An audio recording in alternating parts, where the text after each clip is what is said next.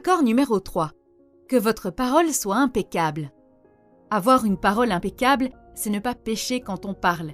Ce que je veux dire par là est simple. Chaque mot a le pouvoir de faire ou de défaire. Vous devez donc être très prudent lorsque vous vous adressez à vous-même ou aux autres à haute voix. Imaginez que chaque mot est une graine.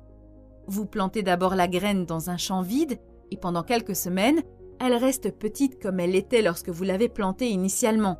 Mais plus vous l'arrosez, plus la graine grossit et elle devient lentement un grand arbre. Après quelques années, c'est un grand arbre aux racines solides qui ne peut être endommagé par aucun ouragan. Revenons à notre idée initiale. De la même manière que la graine pousse lentement et se transforme en un arbre solide, nos mots peuvent avoir le même effet sur nous et sur les autres.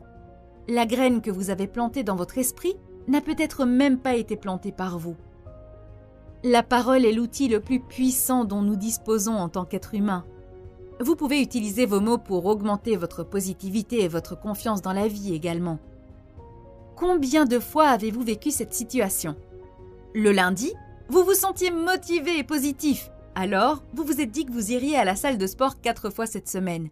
Mais avant même que vous ayez pu y aller la 2e fois, c'est déjà dimanche soir et vous regardez la télé avec un paquet de chips. En agissant ainsi, vous vous dites que votre parole ne veut rien dire.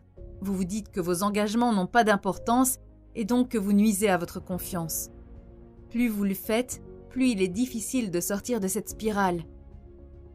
La prochaine fois, assurez-vous que lorsque vous vous dites que vous allez aller à la salle de sport 4 fois cette semaine, vous le ferez vraiment, ou du moins, essayez de vous faire de petites promesses que vous pouvez vraiment tenir. Une dernière chose qui vous aidera lorsque vous déciderez de vous engager à respecter cet accord, dites la vérité, et rien que la vérité. Vous vous dites peut-être en ce moment, alors, comment dire la vérité à quelqu'un tout en ne le blessant pas lorsque je veux parler de quelque chose que je n'aime pas ? Vous devez savoir qu'il y a parfois une ligne mince entre être honnête envers les autres et les blesser avec vos mots. Le plus important ici est de choisir les bons mots. Dites-moi quelle est la différence entre ces 2 phrases. 1. Hé, tu as vraiment raté ce travail. On ne peut pas compter sur toi.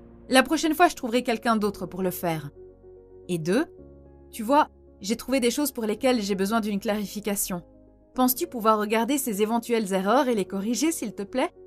Merci. Le message de ces 2 phrases est très similaire, mais chacune d'elles aboutira à un résultat complètement différent. En choisissant simplement les bons mots, vous pouvez être honnête avec les autres tout en ayant une parole impeccable. Accord numéro